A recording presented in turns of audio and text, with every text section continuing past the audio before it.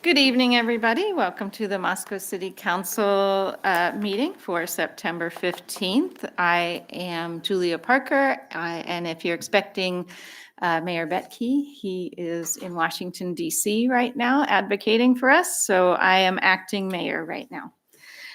We are going to begin our evening with the Pledge of Allegiance, and Drew is going to lead us in that. If you're able, please rise for Pledge of Allegiance. I pledge allegiance to the flag of the United States of America and to the republic for which it stands, one nation, under God, indivisible, with liberty and justice for all. Thank you, Drew. I kind of put him on the spot there because I don't do this every week. Sorry.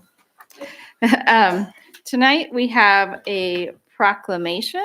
It is Constitution Week in the United States beginning next week. So here is the Constitution Week proclamation.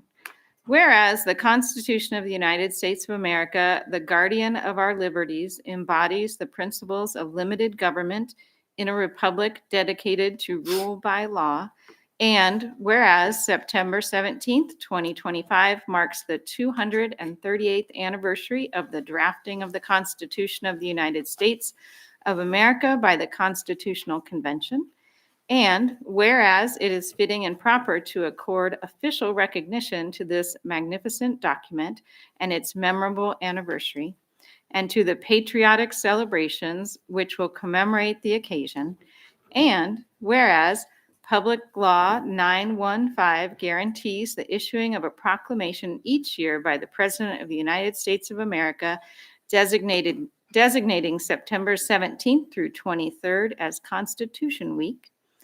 Now, therefore, I, Julia Parker, acting mayor for the city of Moscow, do hereby proclaim Wednesday, September 17th through Tuesday, September 23rd, 2025 as Constitution Week in the city of Moscow, Idaho, and I ask our residents to reaffirm the ideals of the framers of the Constitution had in 1787 by vigilantly protecting the freedoms guaranteed to us through this guardian of our liberties, remembering that lost rights may never be regained.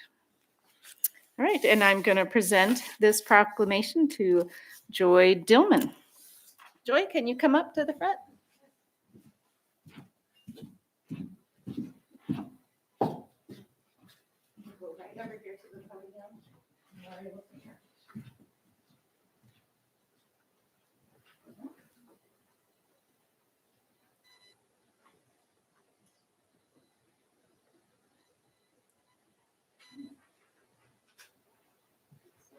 Thank you. Yes, there's a microphone right there. I'm Joy Dillman. Thank you very much for issuing the proclamation. I am a member of Alice Whitman chapter, which is headquartered in Lewiston, Idaho. I happen to live in Pullman, so we are a merged state over the state lines. I noticed today that the University of Idaho did a speech which was sponsored by the League of Women Voters on campus, recognizing Constitution Week. Tomorrow on the WSU campus, we will have what we call Read the Constitution Out Loud. So at noon in the atrium of Terrell Library on campus, we will begin reading, and usually it takes about 1 hour. But we read every word of the Constitution and all of the amendments. So I invite you to join us, because people from the audience we do this round robin. Again, thank you very much. I appreciate this. There are 17 other cities, counties, and schools that are issuing proclamations through Alice Whitman chapter this week. Cool. Thanks. Thank you. Thank you. All right, moving on, we have the consent agenda. Items on the consent agenda have been seen by council members prior to this meeting at Public Works and Finance and our administrative committee and are of a routine nature. And so they all come together as one item unless a council member would like to pull something off the consent agenda. I move we approve. Go ahead, Drew. Yeah, I move we approve. Second. Any discussion? No? Bryce, Aye. Sandra, Aye. Drew, Aye. Gina? Aye. All right, all in favor, and I vote aye. I forget that I have to vote and run the meeting, so you guys just poke me if I forget to vote, okay? You do have the gavel. Yeah, not with the gavel. My gavel. All right, next up on our agenda is public comment. Public comment is limited to 15 minutes. We welcome people to come and speak to us from the podium in 3-minute increments. Welcome. Well, thank you, Mayor Parker and councilors and City Administrator Belknap. My name is Dan Johnson. I currently serve as the mayor of Lewiston, Idaho, and I was in town today, so it's my pleasure to spend an hour with you. Then I need to get back, so I may not make it to the end, but I tell you, it's always a joy for me to walk down your main street. It's so beautiful. My daughter, when she got out of high school, was one of 3 students, I believe, that started Altered Ego, and it still looks great. So that's kind of fun to see those kind of things. I was disappointed Casa was closed today, but that's the way it goes. We all are. Yeah, but no, just to say, I've always appreciated City Administrator Belknap. If I ever called him and had questions, not too often, but once in a while, he's helping me with things. And just working with Mayor Betke and your council has been a real pleasure for us. We just appreciate the good working relationship we have. So it's great to see everyone. And Gina, how do you pronounce your last name, Councilor? Terusio. So Councilor Terusio, if I said that properly, I have the pleasure of working with her daughter down in Lewiston. So she does a wonderful job for us also. So thank you. Oh, Thanks thank for you, Mayor visiting. Johnson. It's great to have Mayor Johnson here. All right, anybody else want to provide a public comment? Come up to the microphone, give us your name and where you live, and you have 3 minutes to make your comment. Thank you. My name's Austin. I live on White Avenue here in Moscow.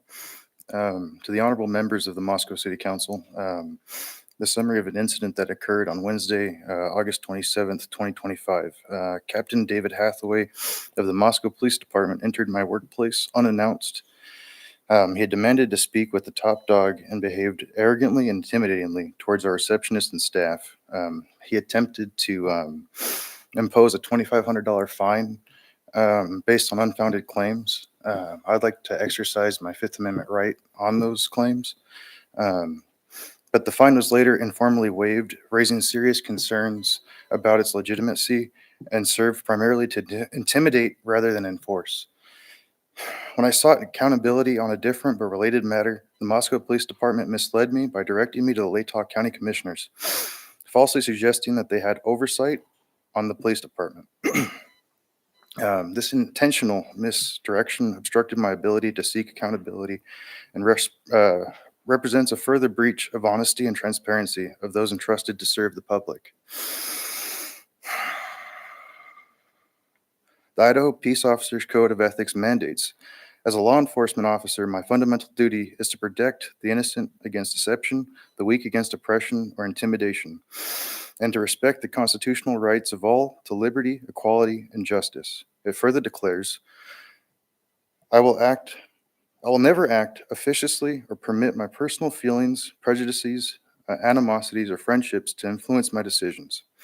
Captain Hathaway's behavior, intimidation of staff, and arbitrary issuance and dismissal of a fine directly violates these ethical standards. The subsequent misdirection by the department when I sought oversight demonstrates a deliberate departure from honesty and accountability. Together, these actions erode public trust, undermine confidence in the police department, and foster fear rather than safety. I respectfully urge the council to conduct a formal review of Captain Hathaway's conduct, investigate why citizens are being misled when seeking oversight, and implement safeguards to ensure accurate information is always provided, establish transparent, documented protocols for issuing and contesting fines to prevent arbitrary or biased enforcement. This matter is not merely about a single incident, but about the integrity of law enforcement in Moscow. When officers act in ways that contradict their sworn code of ethics, and when citizens are deliberately misdirected to avoid accountability, public confidence suffers. I ask the City Council to hold the Moscow Police Department to the highest standard of professionalism, honesty, and fairness so that trust can be restored between the law enforcement and the community it serves. Thank you. Thank you, Austin. And if you could just let Lori know your last name and address, you can just go over and let course. her know. And also, if this could be brought up on the 22nd on the Administrative Council, if that's possible. That's not really how that works, but we'll, I know that council leadership has written down some notes, so. Okay, we'll get thank back you, to Councilman. And then there's Chief Dallinger right there to your right, so there's possibility that you can talk directly. Thank you very much. Thank you, Austin. All right, would anyone else like to speak at the public comment period? All right, next on the agenda, we have the Citizen Commission report for the Farmers Market Commission. It's so fun to see you guys every year. With Amanda Argona, our staff member, and JT Manning. Good evening, council members, Administrator Belknap and Lori. I'm here tonight to introduce JT Manning, who was elected chair earlier this year, following Jamie Hill's departure from the Farmers Market Commission. So he was elected by fellow commission members to lead the way, at least for this year and hopefully for years to come. But we get before you every year and get to talk some numbers with you about what the commission's been up to in guiding our beloved Moscow Farmers Market. So without further ado, I would like to present JT. Thank you, Amanda. And thank you, City Council, and thank you for community for giving me the opportunity just to share about our awesome farmers market and everything we get to do. And I am new to the chair, and I'm very grateful to be here, so thank you. And I'd be a little remiss, but get too far along without kind of bragging on the tip of our spear, our community events manager. Amanda is truly a great community leader for all of us in everything she does. And so much of what she does is because of your support and because of leadership support. And as a commission, we are incredibly grateful to her as the community events manager, especially in the midst of having transition on her staff with now we have an Amanda to assist our Amanda. And so we have the two Amandas running the market and all of our events. And she's a wife to an amazing husband. She's a fantastic mother and a fierce warrior on the derby too. So be careful if you see her in roller skates. And we're so grateful to get to work with her all the time. And people are why we do this, which is why I wanted to celebrate the person kind of leading the charge with us. And even though I am a new chair, I have big shoes to fill behind Jamie, and I'm very grateful to all the hard work Jamie did. She held strong that every meeting we read the mission. And so I want to hold that strong still as we move forward, that the Moscow Farmers Market celebrates life on the Palouse by providing the community with the opportunity to buy and sell local and regional agricultural products, e.g. crops, meat, cheese, wine, etc. Distinctive handmade goods, artisan pieces, and original recipe cuisine. This venue is meant to encourage and support sustainable economic, social, and environmental practices. I may be a new face in the role, but we're not changing what we're doing. We're very much headed in the same direction, taking care of our farmers market, not only our staff, but our vendors and our community as a whole as best as we can. And the same as we've done for the last 50 years. And fortunately, I don't have to do all that alone. You only get half the slide up in front of you, but we have Gerardo Alvarez from Patty's Kitchen, who is one of our vendors, as well as Jody McClory from Swallowtail Farms and Kathy Smith from K&S Ceramics. They're vendors that show up first thing in the morning. They're there all day, and then they also pack up at the end of the day. So when we're looking to our vendors for feedback on, is this policy helpful? Is this policy going to be hurtful? They can give us real feedback because they're there. Moreover, we also have industry specialists like Colette DePhelps with the University of Idaho Extension, who has a great network and experience with farmers, growers, and producers all over our region and can bring that to our commission as helpful a perspective, or she knows who to connect us to in order to make a difference if we really want to connect to a specific industry. And the same with Sam Martinet from the Moscow Chamber of Commerce. She provides wonderful perspective of what local businesses need and what these businesses within the market need as their vendors. And so then all working together, we have people more like me, Phil and Josh are both very experienced in the farming, kind of growing up in that farm and agricultural field. So able to give us that farming perspective as we're trying to navigate life on the Palouse with farmers and vendors who are farmers and vendors. And then Kristen Strong, who ended up getting cut off of our slide there. She's with the Moscow Food Co-op, which are the roots of the farmers market. The food co-op had the idea to help get the market started, and the market has now grown to what it is because of city leadership support of the market that we now get to carry on forward. Moreover, speaking of the co-op, thanks. So sorry, I'm going to pause you. I think we just have a technical issue. Okay. We've had a really good track record leading up to this year, so hold on one second. Thank you.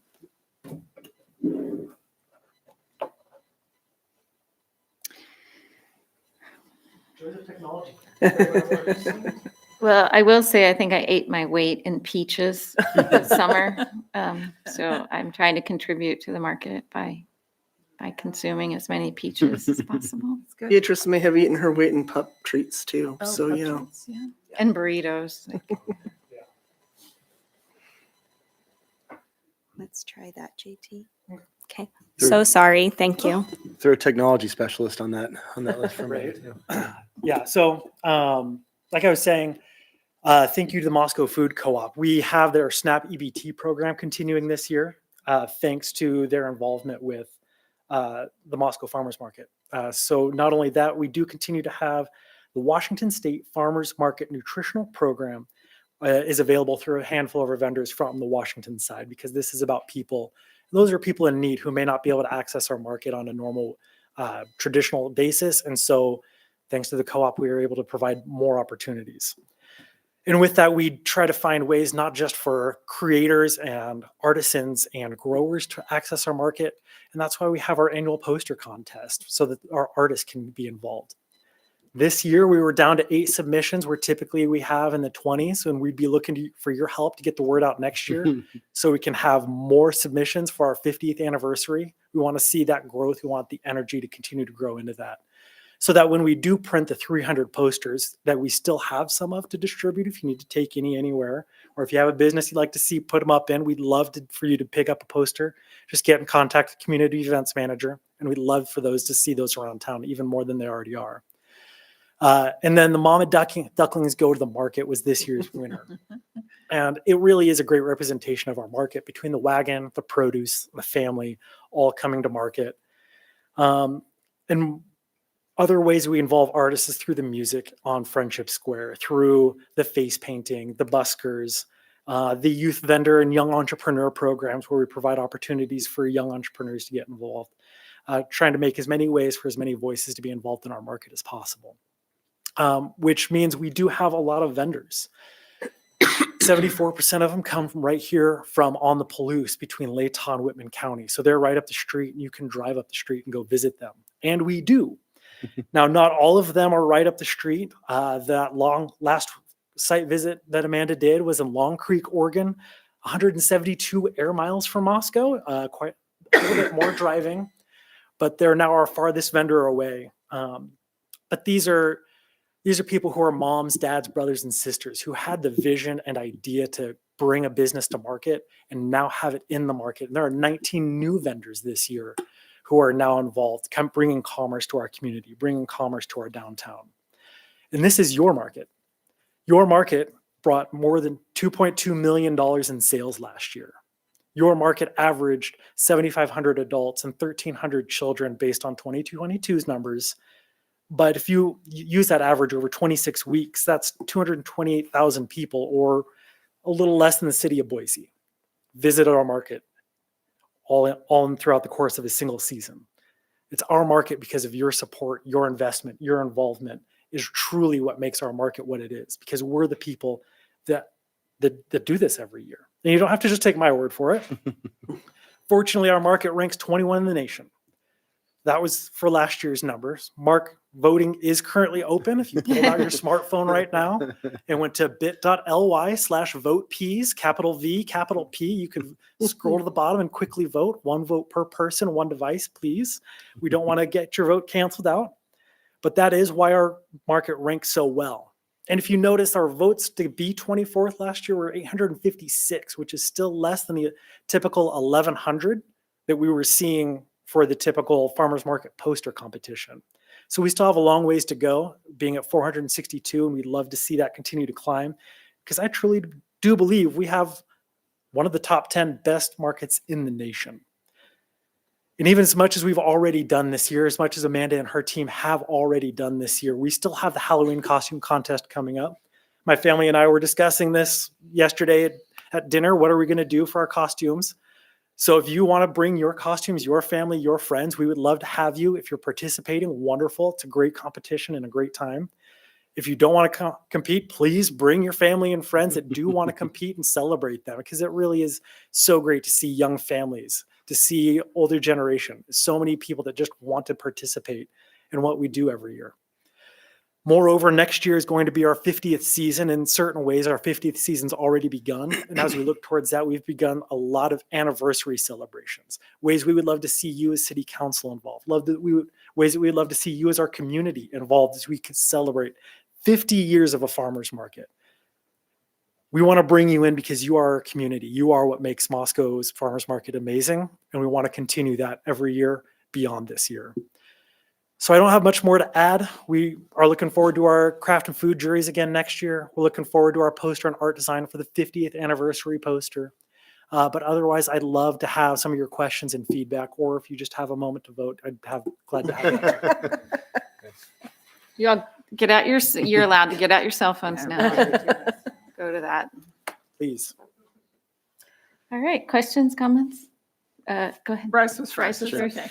JT, thank you so much. It was hard not to have a smile on through that whole presentation, just of all the great work that you and the commission do, and this service that I think we all probably take a little for granted, and especially when the season gets going in May and throughout the summer. And it's been really fun the last couple of weeks. One thing that I tell my students in the classroom all the time at U of I is to get to know the town they live in. And one of the easiest ways is to come down to Main Street between 8 and 1 on Saturdays, and students get really excited for the market as well. So I think it's a really great representation of what our community offers. And I'm just really grateful for all the work that you and Amanda and everybody else puts forth.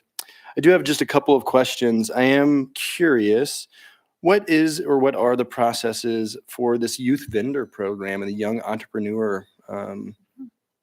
Yeah, that caught my ear. I feel like I've heard about that, but yeah. Our youth vendor program mimics our adult vendor program. Expectation is that kiddos ages between 6 and 17, 18, they can turn 18 in the program. Are makers, growers, producers of their items. They are actively selling their items. So parents are there on site to help their kiddos, but it is the kiddos that are actually putting forth that. And that program, unlike our adult vendor program, accepts registrations throughout the market season. So we always see fresh new faces as the year progresses. And we have a few youth vendors that have graduated to adult vendor status. So we do have a pathway for really successful youth vendors to actually come into the fold. And categories are sprouts and juniors. Awesome. And then my other just curiosity question, that vendor from Oregon, how often are they making the market? Are they coming every week? Or are they coming once a month? They are 1 to maybe 2 or 3 times a month, but not every week. Yeah. Some of them are WSU alum, and the reason they identified our market specifically is there's twin sisters plus a brother. One of the sisters lives in Colfax, and so they invested in some refrigeration, so they're not having to make that drive from Long Creek, Oregon, but it's I believe 4th or 5th generation family farm that is looking to branch into markets more. And this was their largest market this season, and they seem to be doing well and happy with the results of coming to our market. Awesome. Thank you. Thanks. Gina? Amanda, I don't know how many years you have under your belt as the tip of the spear, but I remember your interview, and it was like a remote one. It was the first one of those, where you call in for an interview, and you were amazingly energetic and didn't scare Kathleen. And so it's been really fun to see you make your mark on our market and bring it to where it is now. It's really exciting, actually. So thank you for that. And I love, me and my entrepreneurial thing. I love that we're growing them. We're growing them in our market. That is awesome. I think we probably need something better than sprouts and juniors. Juniors needs to be something seedlings, sprouts, and I don't know what, dicotyledon. I don't know what you do after that. But, something where they need a better name. But what a cool thing. Oh my gosh. Could not be more in favor of that. Great. Sapling. Sapling. Yes, something. Go ahead, Drew. Yeah, I've, like many people here, people on council, love and cherish farmers market. This year I've been sitting on the liaison for council, and I'm really impressed with just what they know, what they do, and it's been a good learning experience for me. And so there's a lot of hard work, and a lot of meetings put into it. So appreciate it. Anything? Sure, I can always say, because I'd feel silly if I didn't be the only one that didn't. Yeah, I too remember visiting with Amanda before she had this job, when we used to work out in another establishment, and we would have a good visit about what's next. And I knew that you wanted to work in some sort of field like this, and I'm just tickled to death for you, right? As someone I've known for years now, I'm so excited that you're able to do this, because I know that really this is sort of your passion. And to see you take off with it is amazing. And then to see it bleed over into the whole commission. Your commission, I mean, they're on fire. And I know that they have squabbles sometimes because they're so passionate about what they do, but I love how it all runs together. And you've really done, the whole commission has done just a fabulous job of sustaining this. 50 years is a long time, and it continues to get better, which is really hard to do, right? And exhausting, right? But to keep us on the map and to keep us growing and bring people in from all over, I mean, just thanks for helping make not just Moscow great, but really our whole state amazing. Julia, can I Yeah, ask go one ahead. thing? I mean, it's easy to heap praise for sure on the farmers market, but I'm curious in your estimation, like what are some of the challenges you expect to face in the next year as you grow with vendors or grow with people? Because I know in the last couple of years, you expanded on 4th Street, and curious and on 5th Street maybe that was an expansion, but 4th Street was certainly an expansion, right? So I'm curious, like what challenges you're anticipating or planning for? Yeah, absolutely. So we have the 5th Street expansion, which has been going really well. Amanda does a lot of hard work to get vendors positioned in such a way so that there's a draw on every aisle of people, pulling people to the end of the aisle. They're not just passing by, or make it easy to ignore. So additional infrastructure would absolutely be, top of our list as far as whether it's power or just communication systems in order to be able to improve communication from one end of the market to the other. Anything we can do there would absolutely be a huge benefit. As a commission, we do continue to float the idea of what it looks like to cross the highway, and move our way north up Main, or what it would look like to move south down Main, and how that would work infrastructure wise. We would then be negotiating a major highway. We're now negotiating more stoplights and encouraging people to cross the street more and causing those issues. And so, yeah, we're just trying to navigate how do we make more space, because really that is the biggest issue that we face in growing the market numerically. Because we have vendors that are passionate about being there, and we have a wait list every week. Yeah, almost every week we have vendors sitting in the wings saying, if anybody cancels, we'll be there. That's somebody passionate. They gave up their Saturday proactively to be at market, even if they aren't on the slate to be there already.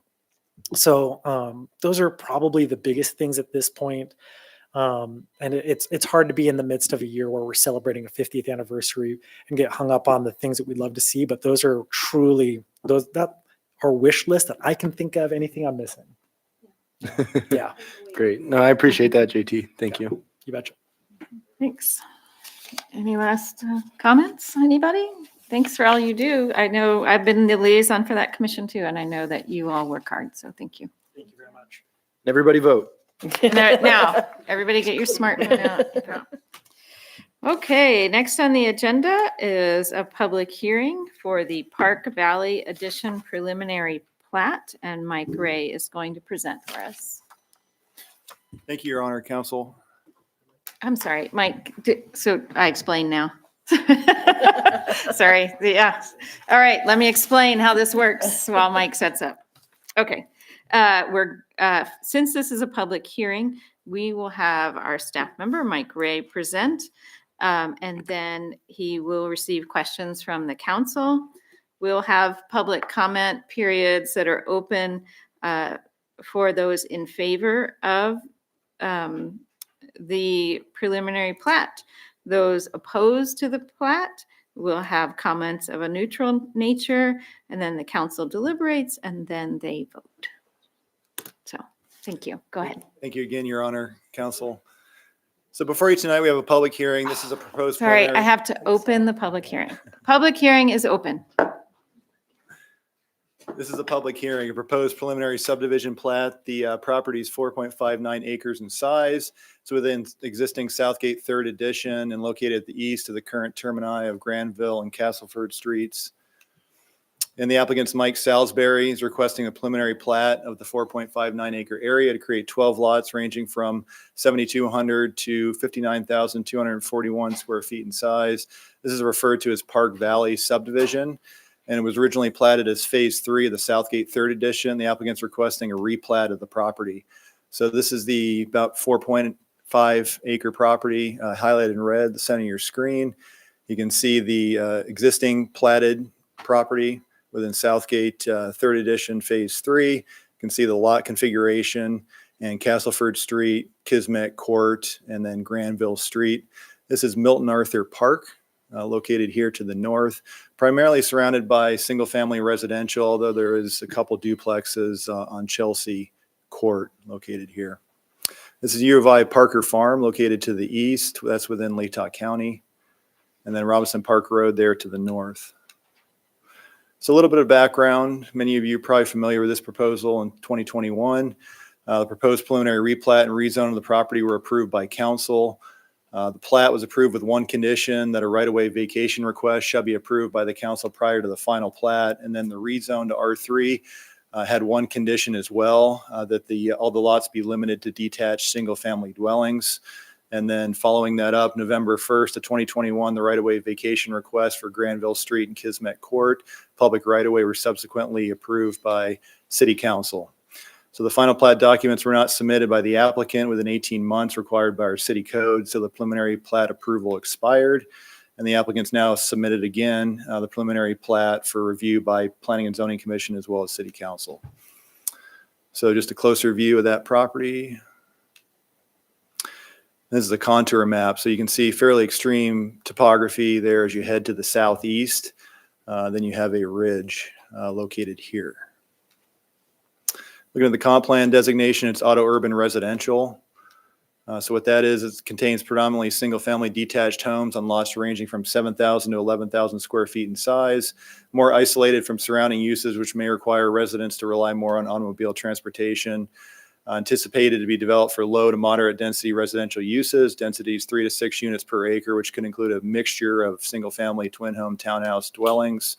And then it points to the R1, R2, R3 as the appropriate zoning designations for the comp plan designation.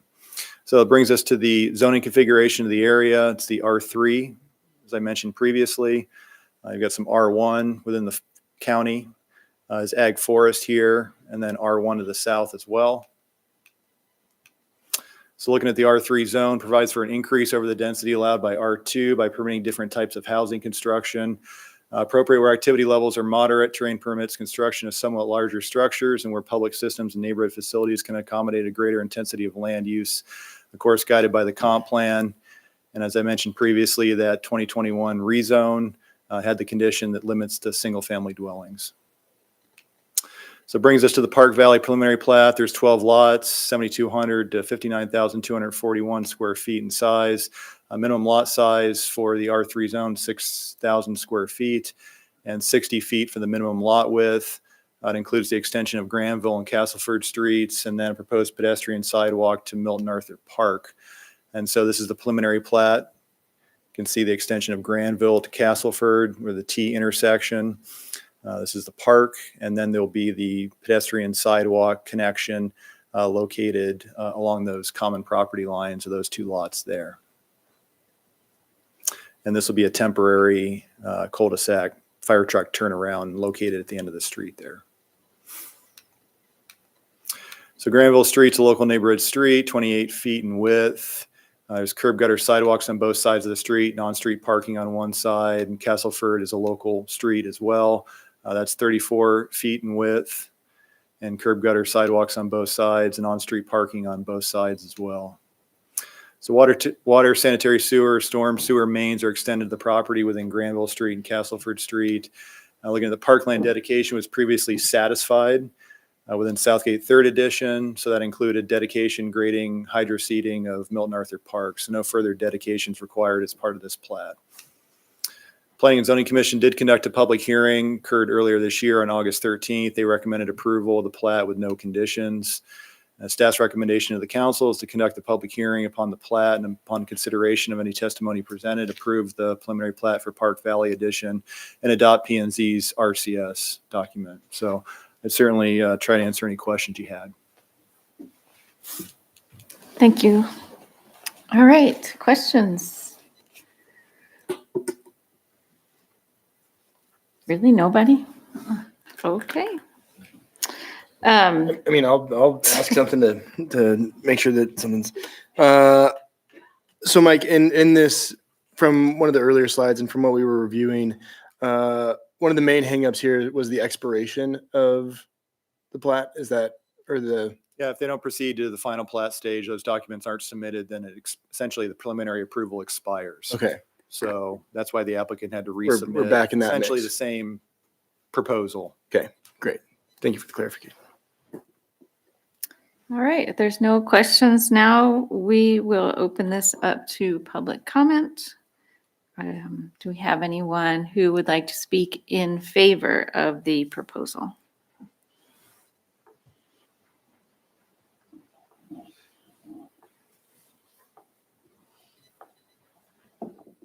Good evening, Your Honor and Counselors. Scott Becker, 405 South Washington with Hodgin Associates. Really, Mike covered everything that there was to talk about, but I just want to introduce myself in case you guys had any questions. Our firm's working on the design, and so if there's any design questions, we'd gladly answer that. All right, thank you. Thank you. Anyone want to speak in opposition to the plat?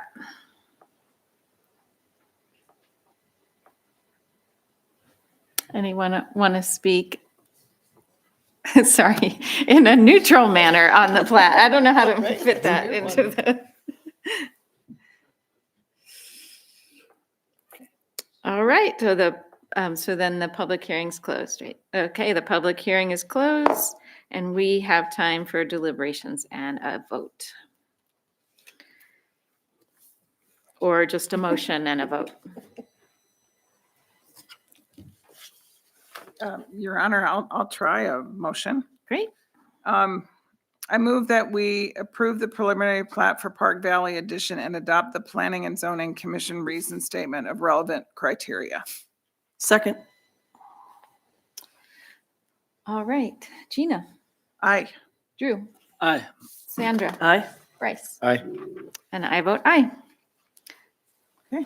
All right, next on the agenda is another public hearing for Sierra Vista Planned Unit Development. In case you have forgotten what I just said, we will first, for this public hearing, we will have the presentation by Mike Gray on our planning staff, followed by questions from the City Council, public comment in favor, public comment opposed, public comment of a neutral nature, then deliberations and a vote. So right now, the public hearing is open.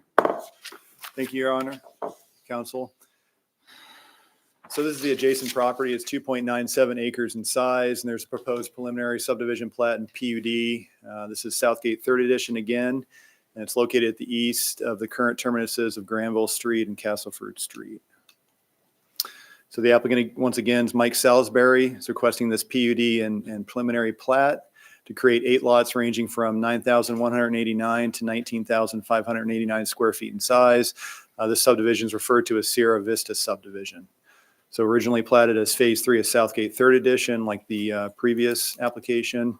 Applicant's requesting a replat and PUD on the property. So same background, not going to go through that again as Park Valley Edition. So this is the other portion of the property. You can see just directly to the southeast of the one we just discussed. So Castleford Street, Kismet Court, Granville, Milton Arthur Park located there. So once again, the topography. And so this property is more encumbered by the extreme topography there to the southeast, as well as that ridge. Once again, auto urban residential for the comp plan designation and R3 for the zoning designation. And then that rezone applies to this property as well. So they're limited to just detached single family dwellings under that zone. So 8 lots brings us to Sierra Vista preliminary plat. Ranging from 9,189 to 19,589 square feet in size. Once again, 6,000 square feet is the minimum lot size, 60 feet is the minimum lot width for the R3 zone. It does include the extension of Castleford and a private street with a hammerhead turnaround. So as part of the PUD, there's 8 single-family dwellings. There was 6 building plans that the applicant submitted. Those range between 860 square feet to 4,319 square feet. For the floor area. Setbacks per the R3 zone are 15 feet in the front, 5 foot minimum for the side, but both sides have to equal 15, rears 20. As part of this, the applicant's proposing a 10-foot front setback just to accommodate the challenging topography on the property. So looking at PUD base density for the R3 zone, it's 9.5 dwelling units per acre. 2.7 dwelling units per acre is proposed density, so no density bonuses are required as part of this PUD. So that brings us to the plat and the PUD that was submitted. You can see off of Castleford Street includes the private street, which is 20 feet in width with a sidewalk on one side, results in a ending in the hammerhead configuration there at the end of the street. And then all the lots surrounding the private street there. Gives you kind of better idea of the building footprints. So these are the sample footprints of all the houses that have been submitted by the applicant. This was the first floor plan here. So this is an elevation of one of the houses. This is the Wilson. This is the floor plan. So it's 3,163 square feet floor area. This is the second one that's been submitted. This one's 4,319 square feet in size. It's the third. This one's 2,805 square feet. Another. This one's 3,916 square feet in size. And then we get much smaller. This is the 860 square foot model.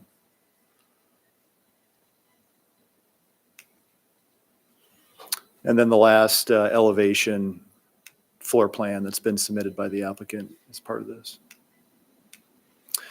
So looking at Castleford, so 34 feet in width, paved roadway, curb gutter sidewalks on both sides of the street, and parking on both sides. Like I mentioned previously, the private street is 20 feet in width with sidewalk on one side, and then utilities are extended to the property from Granville and Castleford Street. As I mentioned previously, the parkland dedication's already been satisfied for this property. Planning and Zoning Commission conducted a public hearing August 13th of this year. They recommended approval of both the PUD and the plat with no conditions. Staff's recommendation to council is to conduct the public hearing upon the PUD and preliminary plat, and upon consideration of testimony presented, approve the preliminary PUD for Sierra Vista Edition and adopt P&Z's RCS document. And then if the preliminary PUD is approved, approve the preliminary plat for Sierra Vista Edition and adopt the P&Z's RCS document. I certainly try to answer any questions you have on this. Thank you, Mike. Questions? No questions? I have a question. Sierra Vista? Like, really? Can you see the Sierras from there? Moscow Mountain, maybe. I was just puzzled. All right. We have to do the public hearing. All right. I will then open the public hearing for anyone who would like to speak in favor of the project.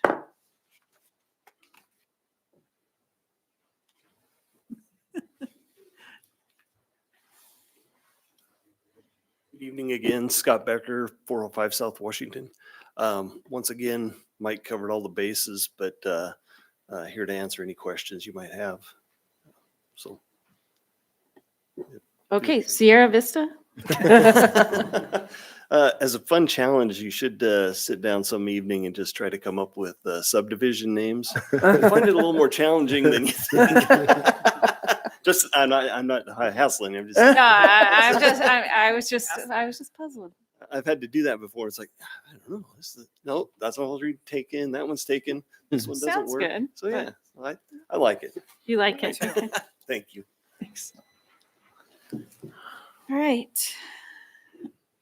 Would anyone like to make public comment opposed to the subdivision? No. Would anyone like to make public comment of a neutral nature about the subdivision? Oh, okay.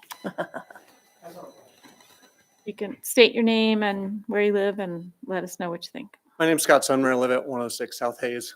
I'm absolutely for the project, but my question is, these are two separate actions or subdivisions or PUDs.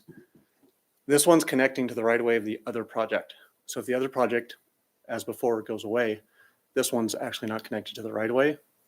So is there any condition or things you could say that this would actually connect to the right of way because it'd be part of connecting to no man's land? So I just wanted to see if this would be the applicable time to do that, but I just want that to be considered. I mean, I consider they would probably do the right of way and do it in some kind of order, but at the same time, things changing. I think they'd have to come back. It's a great question. Yeah, good question, Scott.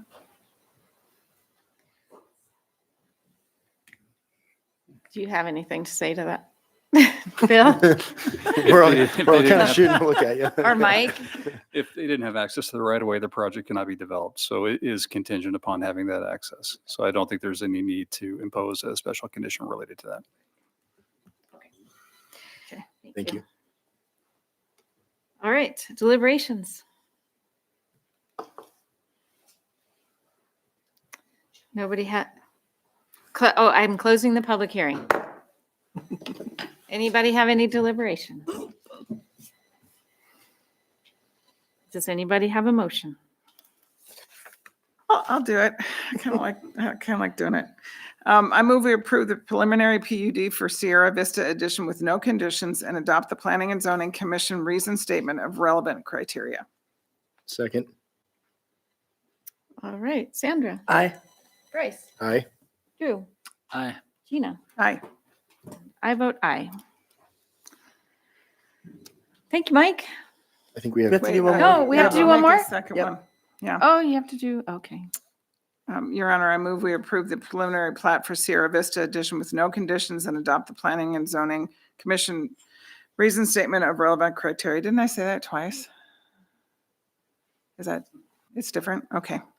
Yeah, one was the preliminary PUD, one was the preliminary plat. That's right. Second. Just keep consistent on that. All right. Gina. Aye. Drew. Aye. Sandra. Aye. Bryce. Aye. Julia votes aye. All right, now thank you, Mike. Thank you. Thanks, Mike. Next on the agenda is the approval of the expansion of the Moscow Police Department K-9 program with Chief Dallinger and Ryan Snyder. Sorry, Ryan, I don't know your title. Good evening, Sergeant. Sergeant. Yeah. Thank you all, counselors, for having us this evening. So pretty excited to talk to you about our idea to expand our canine program. Kano Ragnar, sitting here for that amount of time, he would have lost his marbles. So he's elsewhere at the moment, but we know we love him. So I want to begin with just what this request is about. We're requesting the ability to fund one more narcotics detecting canine and training for a second canine handler because they are a team. This was budgeted to be accomplished through the use of existing funds in our drug investigation expense budget. Therefore, this portion, there would be no additional cost to the city. Now, just a little background on that fund or that budget line, rather. This is monies that the police department is attained through other criminal actions that have to deal with narcotics. So when we seize drug money, when we say seize a vehicle and sell that vehicle and it's connected to drugs, then we are allowed to use those funds specifically and narrowly in scope to drug investigation. So that's where that money would come from. Luckily, now that we have Sergeant Snyder and several other K9 units around the area, we have the ability this time, if approved, to do all the training and certification here locally. So when Sergeant Snyder became our first handler, we had flew him to Illinois to the kennel to meet Ragnar, to get trained as a handler. Great experience, but it was costly. So that will be a good cost savings in this regard. And then the continuing care and food for a second K9. When we started this program, we weren't quite sure, so we budgeted best guess. And luckily, we've done really great in that regard as well. And we are fully confident that those funds that were budgeted for FY26 will cover 2 animals, not just Ragnar. Part of that as well, so the ongoing food and care also includes when Sergeant Snyder does actually take a vacation or leave town, having to board Ragnar with a kennel. Now, if we have a second canine handler, then we can save that cost by just having the other handler take care of Ragnar or vice versa. So the cost to the city for this request would be the purchase of an additional patrol vehicle, specially upfitted for use as a canine vehicle. Unfortunately, they are specifically designed for that purpose. And so it's not like we can't just use an extra fleet vehicle like we do for the rest of our patrol. So the approximate cost of that for the vehicle and the upfitting is around $80,000. And the funds for that were identified in the approved FY26 budget for the purchase of that out of that budget line there. So big question, why? Why do we want another dog? Isn't Ragnar enough? Well, number one reason is we need to continue to try to save lives. We have a major narcotics and opioid problem in the country, and we're not isolated from it. So a little background here. According to the United States Drug Enforcement Administration, fentanyl is approximately 100 times more potent than morphine, and just 2 milligrams of fentanyl can be lethal.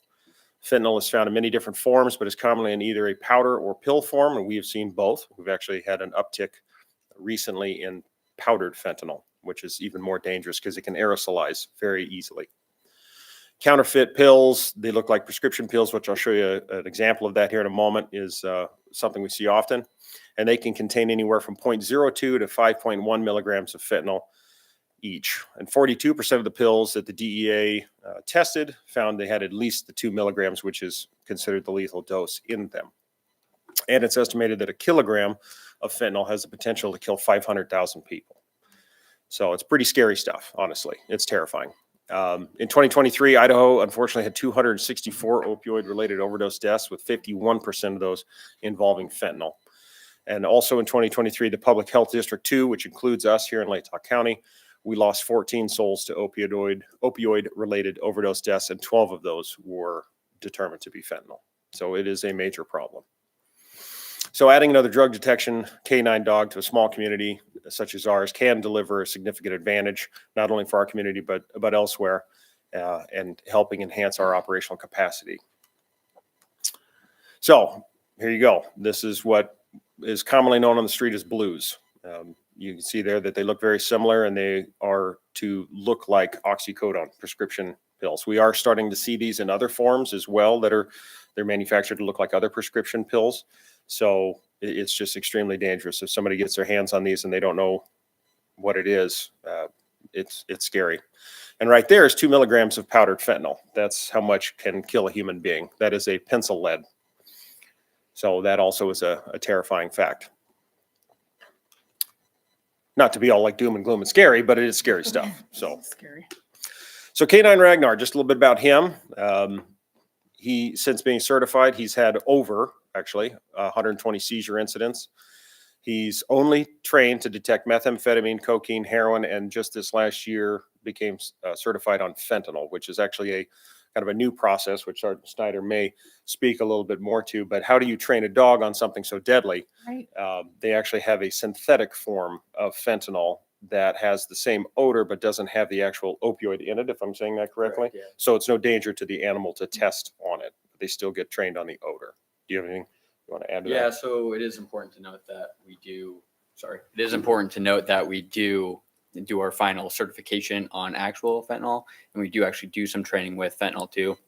Just incumbent on the handlers to make sure that the dog's safe and everybody else is safe in that training environment, of course. So, and take those precautions. But yeah, Ragnar, as far as I know, was the first canine in northern Idaho to be certified on fentanyl as far as the local jurisdictions and police municipalities. So pretty cool thing. Now Lewiston since followed us in that too. So it's good to have another partner locally that I can work with.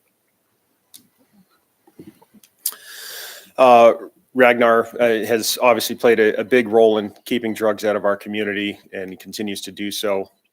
He participates in a lot of our community events as well. He's a love. If anybody's met him, he will get hair all over you and slobber around, but he is quite the goofball at times.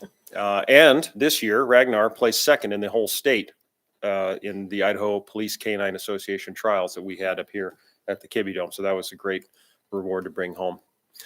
A couple other things. So first, before I get to this slide, I do have to throw myself on the sword here. The memo that I did provide to the council prior to this, I did make an error in that. The data points that I was looking at for the drug total numbers was department-wide. I thought I was looking at K9 Ragnar's specific numbers. So that was actually the entire department. So I apologize for that error.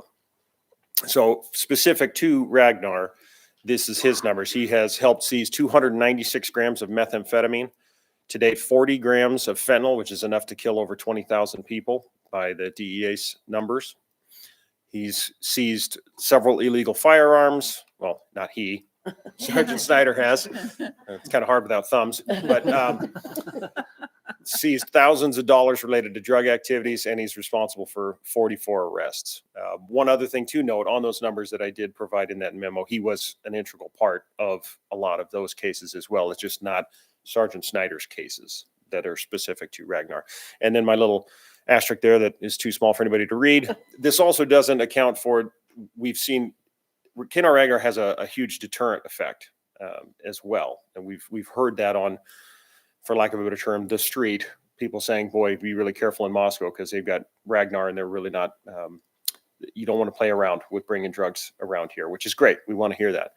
So Sergeant Snyder's even seen when our officers have been out with individuals, just as soon as they see Ragnar come out of the car, they say, no, never mind. Yeah, you're right. Here's what I have. So those don't count towards any of these numbers. So that's happened a number of times. And then community relations. He's such a cutie. I loved the whole thing with him being the dog from the Grinch for the Christmas parade. That was fantastic. So operational advantages for us. So it'd be improved coverage and efficiency. 2 K9s, obviously we get double the coverage. We can maintain continual coverage when one is resting. When Sergeant Snyder's off, we would have another one be able to be on duty. Training and undergoing certification together would assist in that. And it just helps a lot in a smaller community as we are. It creates a succession plan for canines. So Ragnar is in his 4th year.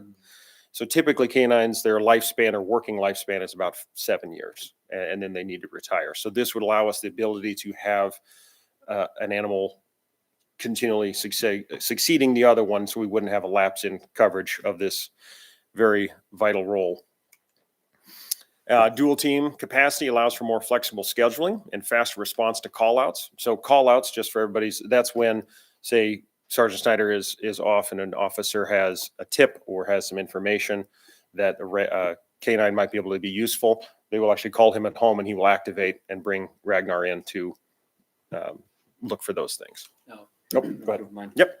An important thing on that, when I am off, there's a delay, right? So say it's a traffic stop. We can't delay that traffic stop any longer than is necessary for that original reason for it, right? Unless we have other information. So oftentimes I am not called out in those moments. And then later we're notified that, man, I wish you would have been on. I wish K9 Ragnar would have been on.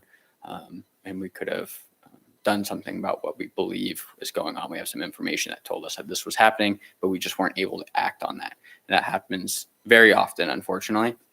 And we can't be working all the time, of course. And there are times where I get called out and I do make it in time, or there might be something else that's can kind of investigate that drug further in a traffic stop. So that's another good point of why we would need another dog on. Thank you. Of course, enhanced drug interdiction, narcotics is a nationwide problem, like I said before, and they come into our community from other areas. One of the biggest manufacturers of these fake fentanyl pills is coming from the cartels. So they have to get here somewhere, usually on the roadways. And then a second, K9 also helping our regional partners as well, because if we can help keep drugs out of their town, it helps our town as well. And it allows us for greatest opportunity in the future to start doing more conducted targeting narcotic stings or patrols that are specifically looking for those things. So not to keep talking at you, I want to open up the floor to questions, and Sergeant Snyder, being the practitioner, probably will answer a few of them for you. Great. Questions, Gina? Will you go back to the slide that talked about the budget? And what did I do? wow, yeah. Well, yeah, just go back. And I think probably Mr. Belknap will have some of this. So there we go. Yep. So there's an $80,000 price tag. Is that for upfitting the vehicle, or is that for buying a completely new vehicle, or is that the vehicle upfitting and the K9 with it? I'm So kind of that's just the vehicle cost, vehicle and upfitting. The K9 cost of the amount's not on there, but so I think we had about 13,000 budget for the actual purchase and of the dog and the kennel installation of the handler's residence. Mhm. The 80,000 is for the vehicle and upfit. So really the only part though that we're talking about is the 80, because the 13 or whatever, it Correct. comes from a different fund within the. Well, all the funding's been approved in seizures. the budget, but the Right. council has not approved the expansion of the program. So Right. it's Okay. it's still Okay. all the cost. It's just that the cost yes. of the dog and the kennels coming out of the drug tip funds, which are restricted funds for specific use related to Exactly. drugs That's what investigation. Chief was talking The about. 80,000 is in the fleet fund, and that was from fleet accumulation that we had built up over a couple of years that's funding the purchase of that vehicle. Okay. And both of those items have been appropriated in the FY26 budget, Excellent. but the council has not formally approved the expansion of the K9 program. Okay. I appreciate that nuance, because that was, yeah. All right. Awesome. Thank you. Absolutely. Yeah, thank you for the information and just some stats that show how effective our K9 Ragnar has been to the community. And yeah, I think there are some pretty troubling things that enter the community. I think if we use, the term on the street, if people aren't, they know he's effective, I think that's really good, right? And helping keeping our community safer. Our schools or university, et cetera. And one question I did have, so this is to approve expansion of the program. What's it look like to, I'm very much in favor of this, but what's it look like once let's say we hit go on it tonight, right? What's that timeline look like for getting a new K9 coming into the program? And then how does that look with Ragnar?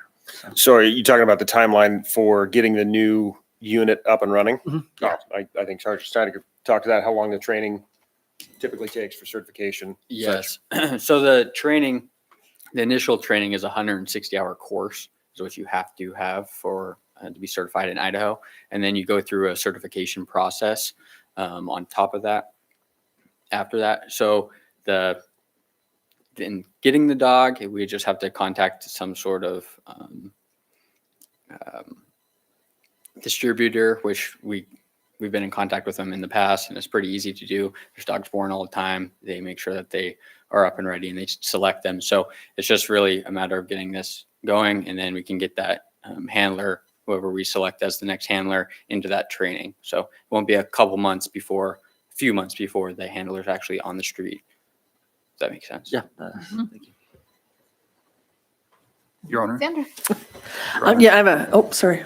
I was just going to comment. It also could take some additional time to get the vehicle and get the vehicle upfit. So I would expect that you're probably 3 to 4 months likely, depending upon the supply chain and getting the vehicle and get the kennel upfit in place as well. Okay, thank you. Just two questions, I think. One, how long or about what age generally is a dog when you get them? Like 6 months, a year, 2 years old? Do you know, is there a normal part of that? Ragnar was just at a year old when Yeah. I got him right after a year. So it just depends on who you're going through to purchase the canine and at what level if they've done any training with them or no training. That's kind of what you're going off of. You don't want to select necessarily a puppy because you don't know what attributes they have, right? What drives they have. So it's good to wait a little while just to make sure you are selecting the dog that you're looking for. Great. And then just this is a simple one too. How long is a canine shift? And then how do the days on and off work? Consecutive days, days in between, and hours? Yeah, so right now I'm working a regular patrol shift. I'm a shift sergeant, so I just worked the normal 12-hour shift that we're on currently. And just 3 days a week and a fourth day every other week is what we're working right now. Great, thanks. And then we're always on call, obviously, as well. So I think that actually is a nice segue to my question. So I apologize for my naivete if it comes through on how I word this. But with regards to, is there a worry to move from having another patrol officer to a canine officer, given we're at a shortage of patrol officers? Yeah, that's a very good question. And no, because even Sergeant Snyder. You just kind of answered it a little bit. Yeah, a little bit. Yeah. But even he has a primary role as a canine handler, but he's also one of our shift supervisors. So he's got a lot of different hats that he wears. But that's one thing about canine units, especially narcotics units. They're just out doing patrol as normal. So they're this added tool that we can use for that specific type of crime that we're looking for. But Sergeant Snyder's always out there. The new handler will be always out there taking calls for service, handling things as a normal patrol officer as well. Okay, great. Thank you.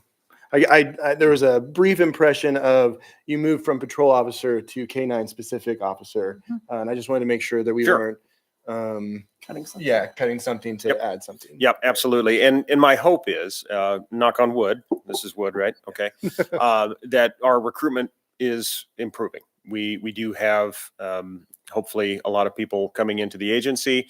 I'm hoping within the next year or so we can get up to about as fully staffed as we can. And with that will allow us a little bit of wiggle room as far as not only bringing back some of the other specialty positions that we've had to hold back, such as more detectives, which detectives and canine units work hand in hand when you're looking at targeting narcotics. But then also if we have enough officers on the street, we've talked about the idea of making special canine schedules to have that better coverage between all the different shifts. So there's a lot of different things we can kind of move around and play with once we get the personnel. Great. Thank you. Thank you.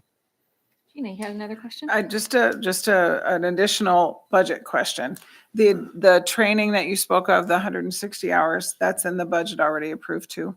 Yes, that'll come out of the same budget. So that drug investigation expense budget, we have plenty of funds in there. And so not only purchasing the animal, but all of the training, all of the things that Mr. Belknap talked about, that'll all come out of that. So it's no additional cost. Excellent. Good, thank you. Drew. I was just gonna make a move. Oh, I have one. I have a couple questions. If that's all right with Yeah, you. please. You're on the show here. So. I have a couple questions. You mentioned that, the idea of mutual aid and helping other communities, has that been done? Yes. Since Ragnar came? So Yes. we've helped other communities in Latah County or in the area? Correct. If you want to talk about specifics, we've had a few, but I don't know if you can, Yes, we have. We've helped other agencies out, and they're Also working on, Lake County specifically is working on utilizing K9 Ragnar better. And they just implemented a narcotics detective as well that they hadn't had for a while, which is great to work with. And then we've actually had ISP come and assist us with some stuff. And I got to actually call for a K9 to come to one of my traffic stops, which I don't usually get to do, which was nice. So yes. And then my other question is, in your original report, Chief, you had in there that Ragnar was responsible for some marijuana seizures. But if I remember correctly, Ragnar is not actually trained for marijuana. Is that That's right? correct. And again, those numbers were the department wide, but I will say that it is a high probability when you find opioids or other narcotics, most times, if not all times, there is marijuana or some other drug with it. So he is not scented on marijuana, nor would this new dog be scented on marijuana, just the ones that I listed before, the methamphetamine, heroin, cocaine, and fentanyl. Okay, thank you. I just want to say too, like, I'm just going to put my nurse hat on for a second. Fentanyl is okay if your doctor is giving it to you. Okay. If you fall and break your hip, they're going to come and give you fentanyl. That's okay. But really, it's only like, you might get 50 micrograms of fentanyl for a major fracture or something. Maybe 100 micrograms. And those pills are 2 milligrams. So big difference. Don't freak out if you're in the emergency room. Somebody wants to give you fentanyl. Because people do. Oh, yeah. Oh yeah, People are like, oh no. Personal I'll take story. him out. I freaked out. My son broke his leg skiing a couple of years ago, and the doctor came in and said he was going to give him fentanyl, and I.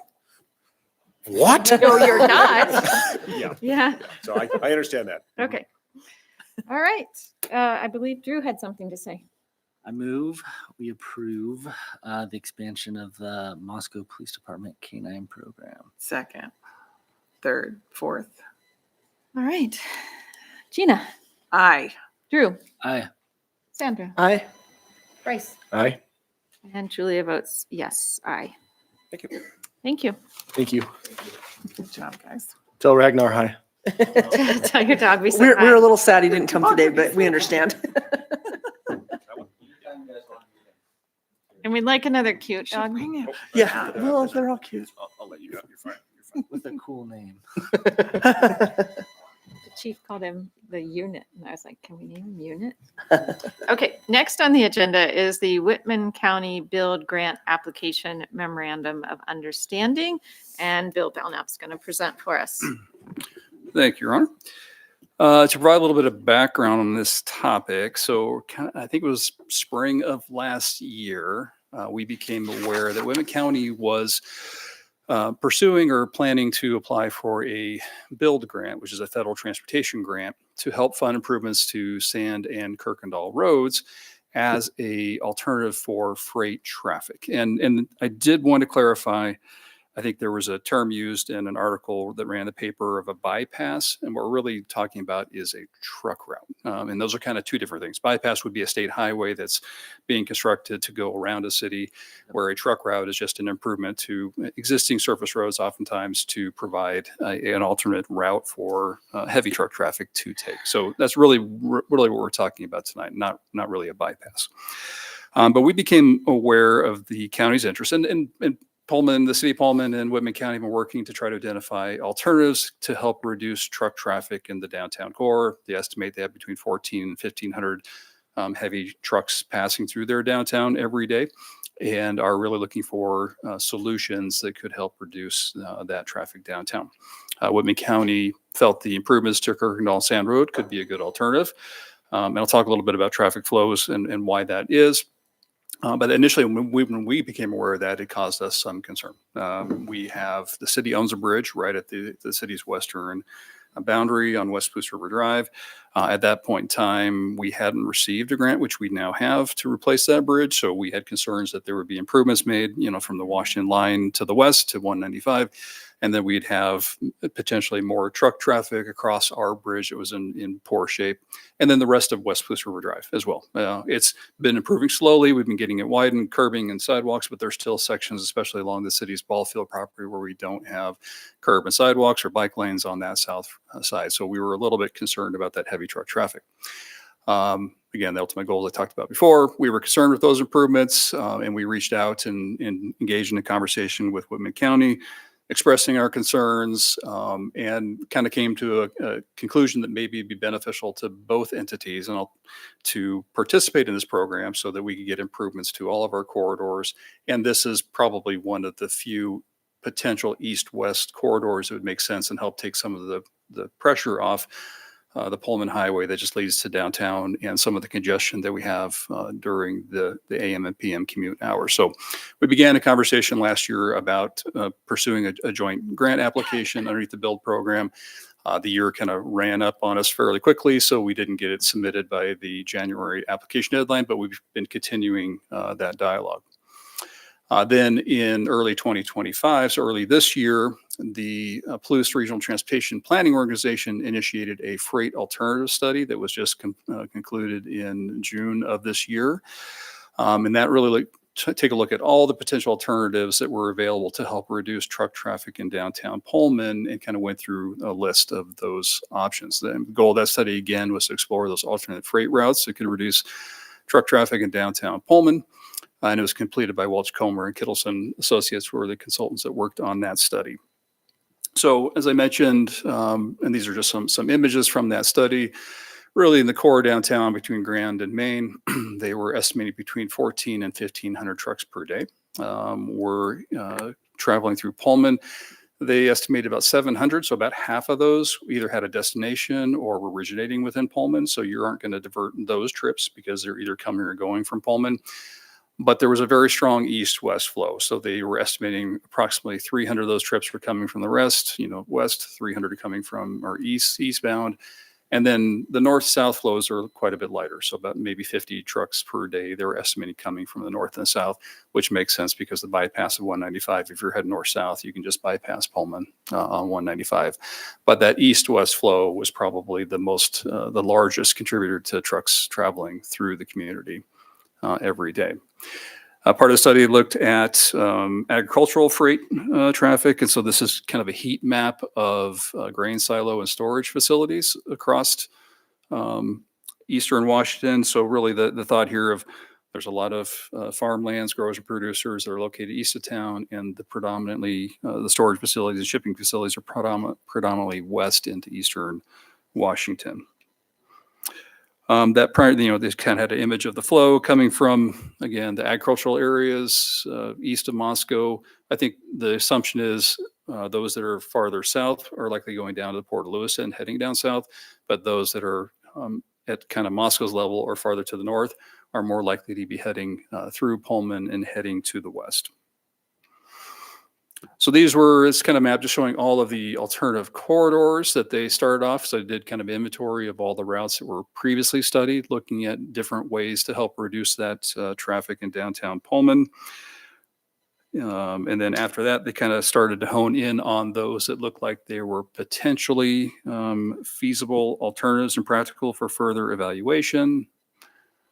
And then they did kind of had this evaluation alternatives matrix where they looked at all of those that were shown on that prior slide and really came down with three preferred alternatives. One was an Albion connection north of Pullman. Another was some near-term improvements on Bishop Boulevard to try to encourage trucks rather than continuing into downtown Pullman to take that left on Bishop, but there are some turning movements and a few intersections that need to be improved. And then the third that was identified was the Sand Road and Kirkendall improvements. So these end up being the three alternatives that continue through the study.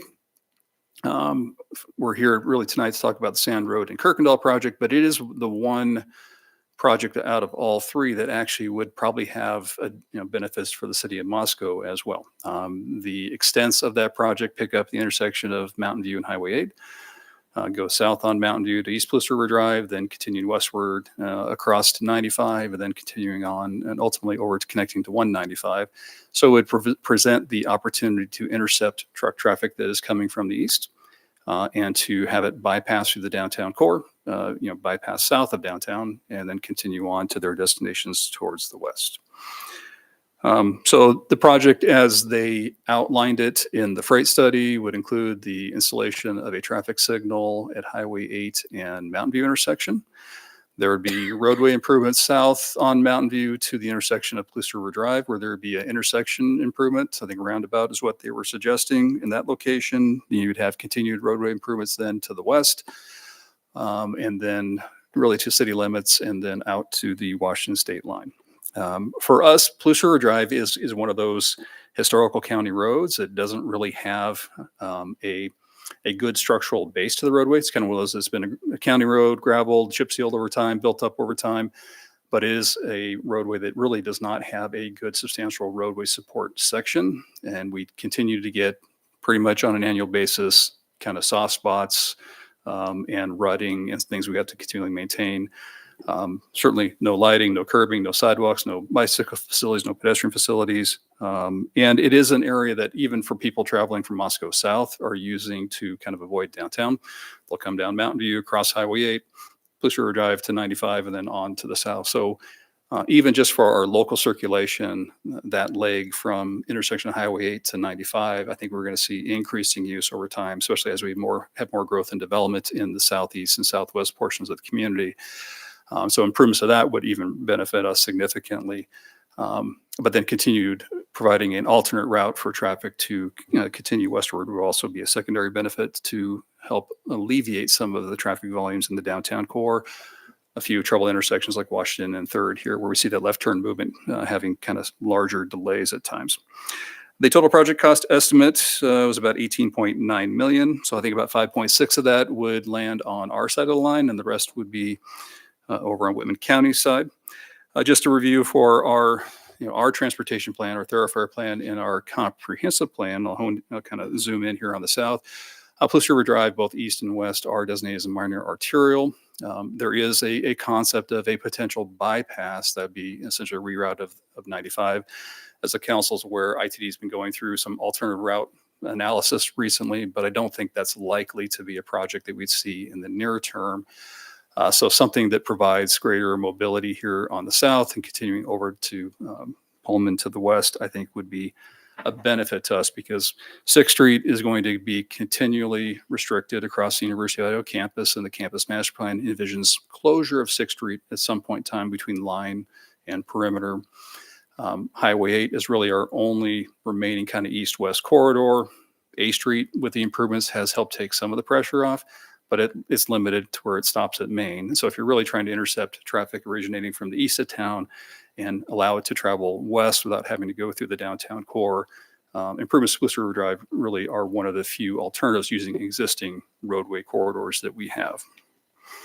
So the potential benefits to Moscow could be that reduced freight and other traffic in the downtown core with our limited east-west connections.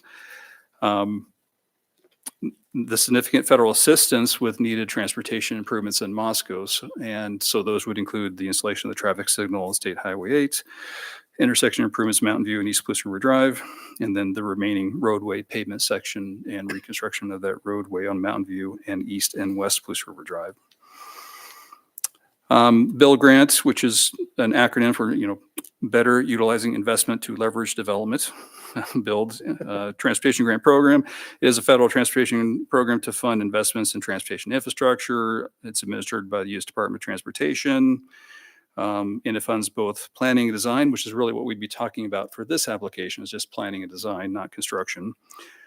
For urban projects, that's for areas with a population over 200,000. It's up to 80% federal share. For rural areas, which we would fall into that category, it's up to 100% funding, federal funding, although I think it's likely we would present 10% or something local match to make an application more competitive. And generally that application deadline is in late January. So it was January 30th last year. The NOFA was published on November 1st last year. So we're kind of anticipating that time frame coming up, that we'd see that notice coming up here in a month and a half or so. And then that application would be due sometime in January. So the proposal is to engage Welch Comer engineers to assist with the grant application and the completion of the required benefit cost analysis in trying to hit that upcoming January application cycle. The MOU, we have a scope of work from Welch. It's about 42,000 and change. The way the MOU is written, it's not to exceed 45,000. We have an existing master services agreement, so we go through and pre-qualify engineering firms every 3 years, and then we can just issue task orders for work to be performed. So we have an existing master services agreement. And so for that reason, the city would be the entity that would be contracting with Welch. And then Whitman County would fund 70% of the cost, and the city would fund the remaining 30%. That is essentially the breakout of the estimated cost of improvements, the 5.6 million on our side and the remainder of the 18.9 on theirs. So financial impacts to the city. So we've got the grant application preparation cost of 45,000. So if it was 45,000, not the 42 and change, that'd be a cost to the city of 13,500, and the county would cover the remaining 31,500. Potential future cost if the grant is awarded. So for design, which would likely, I'm going to guess, would be either late FY26 into FY27. If we're assuming a 25% design cost, that'd be 1.68 million in design. So 10% of that would be a match of 168,000. And if construction was awarded, and that would be, who knows, 5 or more years down the road. If it was 5.6 million in construction, 10% of that would be 560,000 that the city would be required to contribute at that time if awarded. So for tonight, staff has prepared a memorandum of understanding between the city and Whitman County to support this effort. It includes that 45,000 maximum project cost. It specifies the city will be the contracting entity, and Whitman County will reimburse the city for those expenses at the 70-30% cost share. And the MOU is effective until completion, submission of the grant application, and it really doesn't bind either entity to any future action. So if the grant is awarded, then we would have to develop another agreement of how we're going to work together and financially manage that project through the design effort.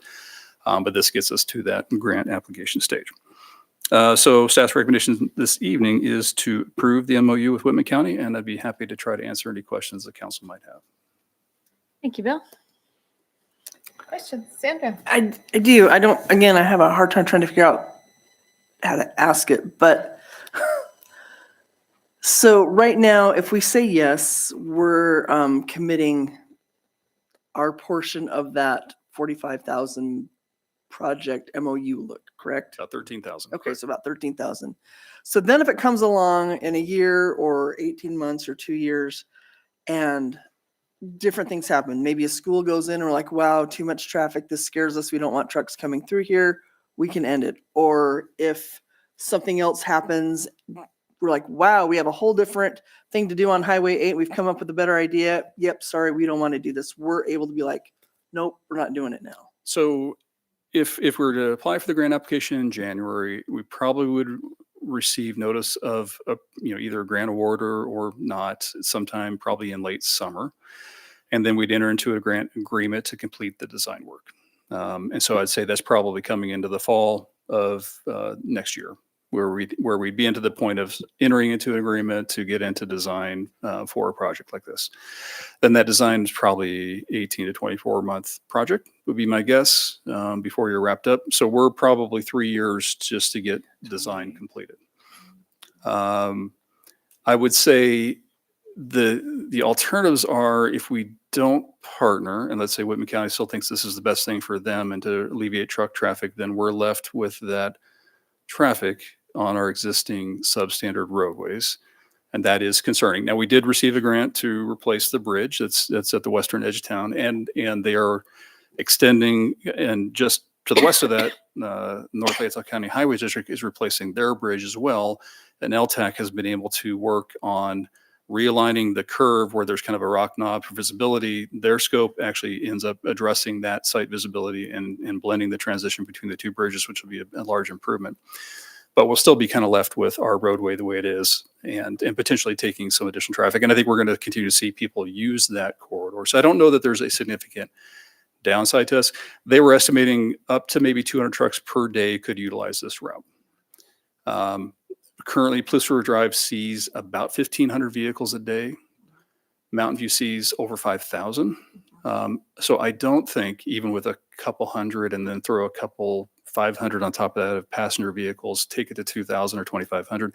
We're still half of what Mountain View sees, with a whole lot of playfields, middle school, other facilities on it. So it is a minor arterial. Palouse River Drive is intended to take that up to 7,000 to 8,000 vehicles per day eventually, once it gets fully improved. So, the level of traffic we're talking about here, we don't expect it will be a significant concern. That helps a lot. Thank you. Drew. Yeah, Bill, thank you for the information. I think one thing that you pointed out originally in the presentation is you clarified that it is not a bypass, that it is it's a truck route. And as everyone on council is aware, we received a couple of emails from people in the community. And my advice is don't believe everything you hear on Facebook. And those can be sometimes dangerous places to get information.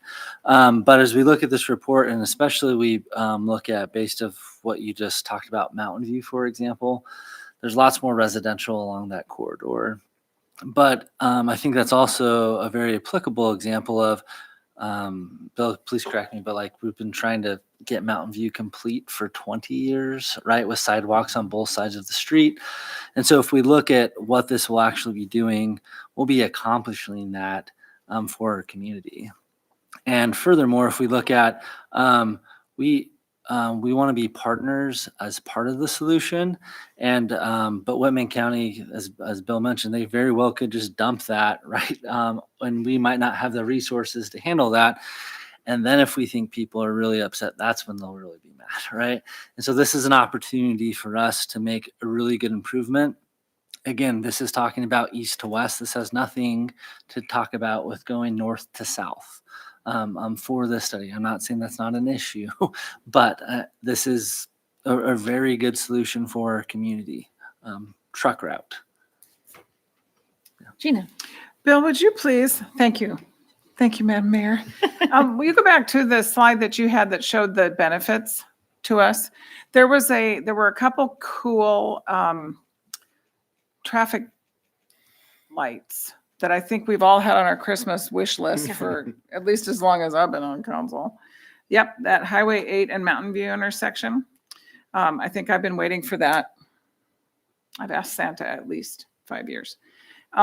He's delivering in 8. Yeah, I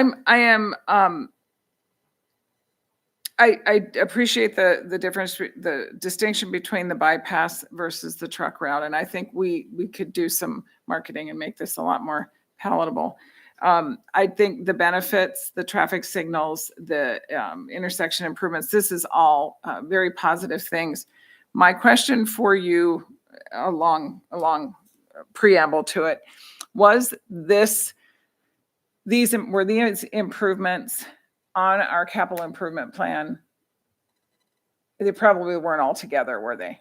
Yeah, I think the only thing we have on the CIP related to these corridors is our frontage on our playfield. We've got programmed, I think, in the next 5 years to try to get that frontage improvement completed. Okay.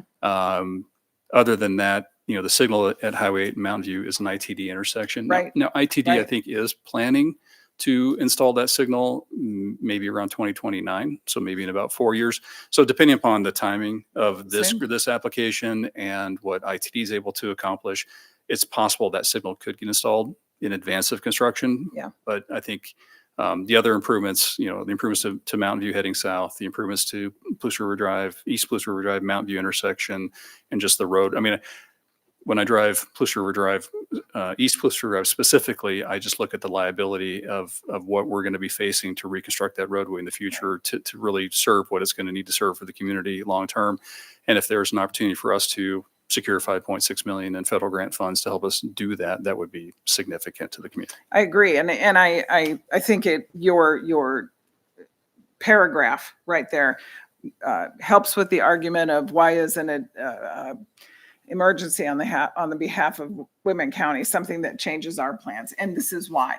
This is why. And I don't mutual think it's benefit. right? I think Right. ITD, ITD was studying this year of how to address the turning movement here at Washington and went to the concept of routing Highway 8 up Mountain View and then down D and I mean, looking at different ways to address that. We think this is a much more practical way I of agree. addressing and helping to reduce some of that pressure on a few of our key intersections downtown. So I think we get as much benefit out of this. I mean, if you truly are getting 200 trucks to use this every day, that's 200 fewer coming through downtown Pullman and downtown Moscow. I think Right. both communities would mutually benefit from this project if it's successful.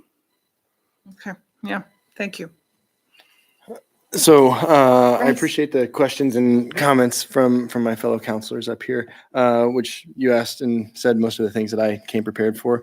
I'm going to go a little bit of a different direction, Bill, and I just if you could expand on what the city's relationship is with Welch Comer, and I ask that just with the backdrop of I think the consciousness for some on the Palouse, given that they did all the work in the downtown Pullman reconstruction over the last couple of years. I think it left a little sour taste in some folks' mouth of how that project went. I'll put it like that. So I'm curious what the city's relationship is with Welch Comer as it relates to entering into kind of what they've done here. So, I mean, we have engaged Welch on a number of projects over the course of the last decade or so. The most recent one, we actually had them work on our downtown concept plan that ultimately we decided we could not afford. But I think they did the freight alternative study. That's actually one of the reasons why we decided they would be a good fit, because they have all the background for this. They are proposing to bring in FCS, who we use to do our utility rate studies, which is a financial consulting firm in Western Washington, to do the benefit cost analysis for them. A very reputable firm. I think they'll do a great job. So for this scope of work, for this grant application, with the team they put together, we're very comfortable with them performing this work. And I think they did a great job on the freight alternative study. Yeah, the study, and for what it's worth, the study is within our packet that you can access via the city website. If you go to the agenda and minutes tab, you can look at that whole report that they put together. So it's accessible if you're interested for all of our lively audience and at-home viewers on YouTube. No, and I appreciate that, Bill, just for kind of scoping out that clarification a little bit. So thank you. No, okay. I think one thing too, I think that's something to bring up, Bryce, but they prepare plans and they prepare things. They don't do construction, right? Yeah. They're not the contractor on site doing it, and that relationship are two different things. And so I don't being in the construction industry, those you have a contract with a design firm, and then you have a contract with a contractor, and those parties should solve problems together. And so it's just not design or contractor's fault. It's multiple solutions, unknowns, And there's a client involved too. yeah, and there's a client involved. Yes, and so the perfect trifecta. So yeah. I had, I guess, a thought that I wanted to bring up. We talked about this in leadership, and that a lot of this traffic is agricultural traffic and will probably be higher in some times of year than others when you see the wheat trucks coming through. But also, I think the idea or the problem with Palouse River Drive and why it feels unsafe is that it is more of a county road that we've absorbed into the city. It doesn't have the amenities that we're used to in the city, and it just feels like not a safe place to put truck traffic. So I think, once we talk through this project, that it's not going to be, if this project goes on and it comes to fruition, this is not going to be the same Palouse River Drive that you're used to driving on. It's going to have more amenities, more space, curbs, bike lanes, all those things that are going to make that area safer. So yes, I agree that walking down Palouse River Drive right now does not feel safe, or biking. I don't bike on that road because there's no place to go.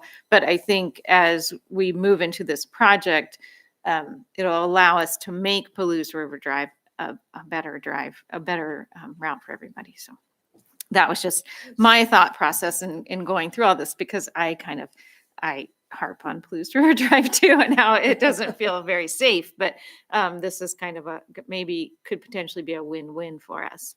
And before somebody comes at us, we are not going to put truck traffic up Mountain View and down D Street. So the ITD suggested that. We said that's silly. So yeah, don't just remember that part of the meeting. Don't hold on to that. All right. Anybody else have any comments? Are we ready to make a motion? I am. I'll make a motion. Okay. I move we approve the proposed memorandum of understanding with Whitman County. Second. All right. Bryce, Aye. Sandra, Aye. Drew, Aye. Gina, Aye. and I vote aye. Thanks, All right, Bill. Thank you, Bill. Stay tuned. 5 years down the road, we might, Look how optimistic. you something are. might happen. Maybe more. All right, that takes us to the end of our agenda, and now we have reports. So Hey. if Drew could go first on his report. Yeah, I'll start us off. So we we decided to forego our reports last council meeting. So there's That's a little right. bit to get caught up on. So for me, I attended the MURA meeting, Moscow Urban Renewal Agency meeting, talking about a lot of different things coming up. And so I'm trying to get Sixth and Jackson, that RFP back out, working towards that this fall. In addition to that, I'd invite people to learn more details about this if they're very interested. But we've also been studying that site and maybe some of those contaminants that are on site. And we've had some DEQ money for that. And so strategies of how we're dealing with that and further taking that approach has been really important.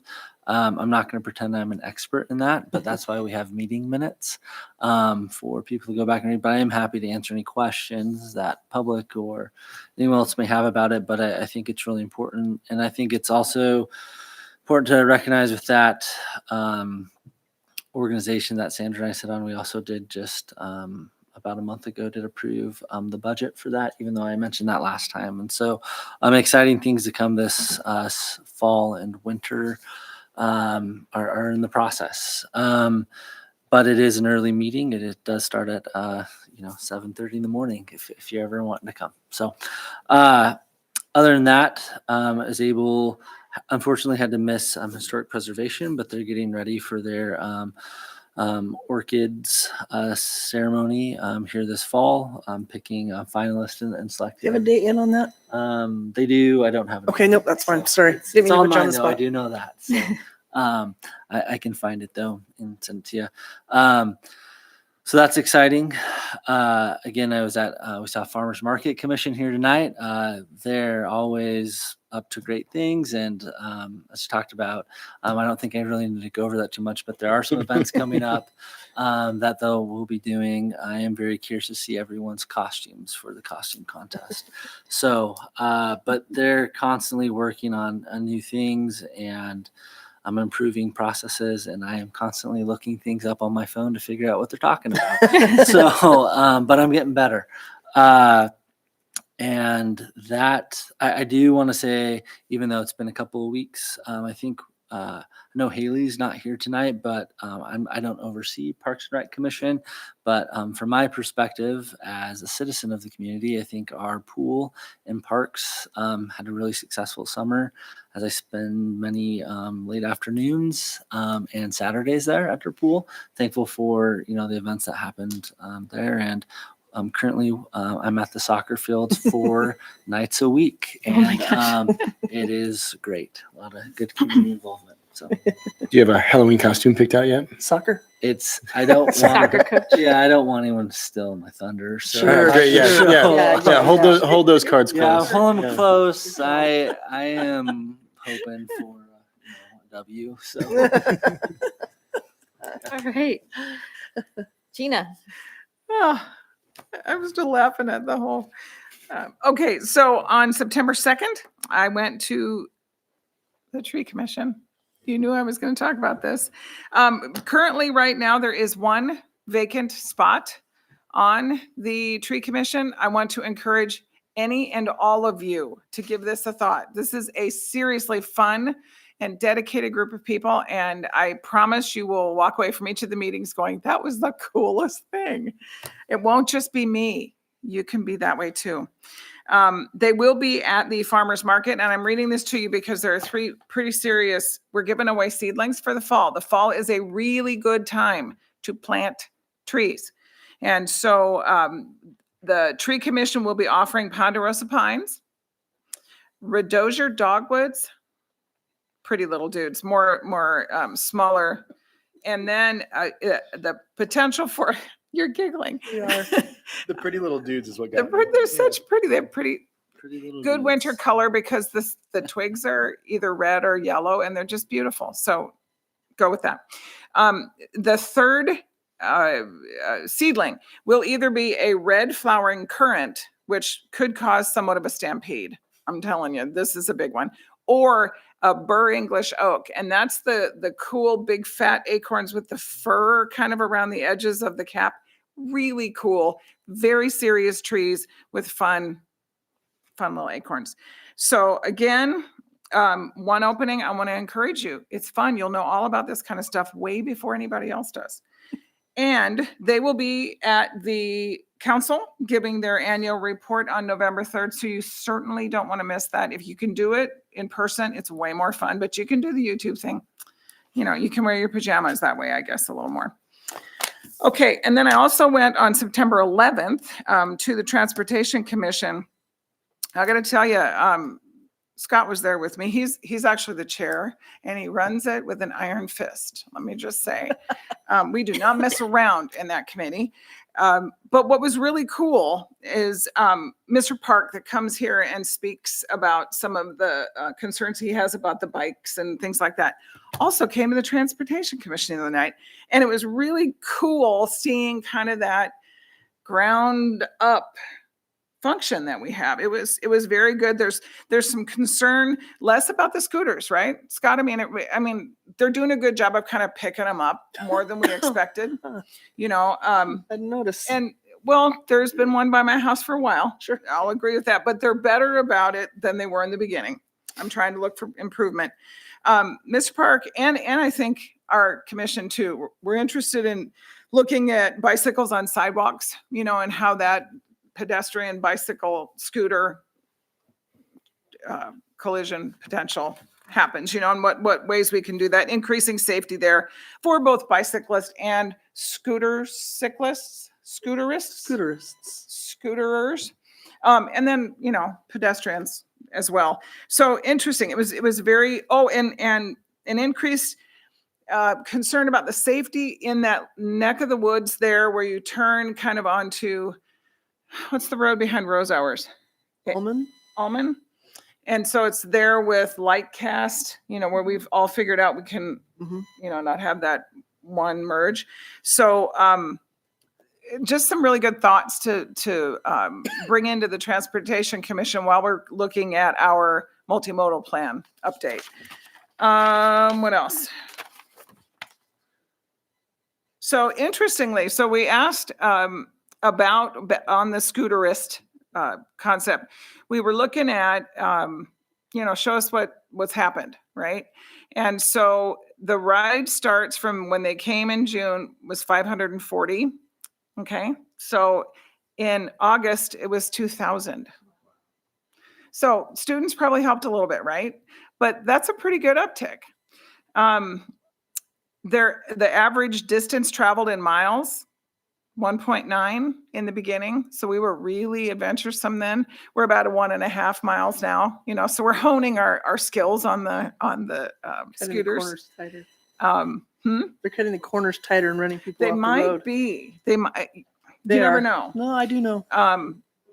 The average ride, interesting again, the average ride in minutes went from 17 in the beginning in June when we were all going, this is so cool, to 11.8 when we realized we actually have to get to work.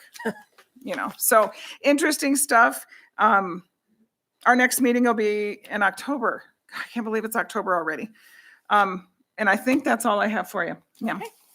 Can I ask a quick question? Sure. For open commission positions, what's the easiest way to go about that? Is that through the city website to apply? Is that? Yep. Sorry, Bill. Yep. Yeah, all right. Just- Yeah. Yeah, visit the city's website. We'll have listings of all the commissions and any openings, and the application is online. Great, thank you. All right, Sandra. I can't remember all the stuff I did like before the last time we met, so I'm just giving the highlights of my month. Let's see. The last thing I went to was the Moscow Volunteer Fire, and the happy news is they're getting ready for the homecoming breakfast, which is one of my favorite events of the year. I love the homecoming breakfast. Yeah, so enjoy that. They work hard at that. It's a good chance to meet some of the folks that work behind the scenes that we never see because they're all covered up in their gear, and watch them scramble a bit because they forget how to make the pancakes or get everything out on the table. So love homecoming breakfast, love homecoming, which leads right into, we had the first Vandal game and tailgating of the year, and that was very fun. That's right. Thank you. Go Vandals. Vandals. It was fun. Yeah, it was, and it wasn't too hot, so you could actually walk around and talk to all the people. And I love fall. I love that time of year for things like that. I got to work in a fair booth on Friday, the Celebrate 250, which was odd. It was a lovely booth that didn't have much information. But I smiled at people and visited, so I always enjoy that. I got to help put up the Voices and Votes Traveling Smithsonian exhibit, which is up in the University of Idaho Library. It's free. Go anytime, and I've been told you can even go at 1 a.m. because the library is open, and you won't have to worry about parking at all or crowds. Well, a few students, but if they're there at 1, they're pretty focused in on what they're doing, so you can just go right on in and look at the exhibit.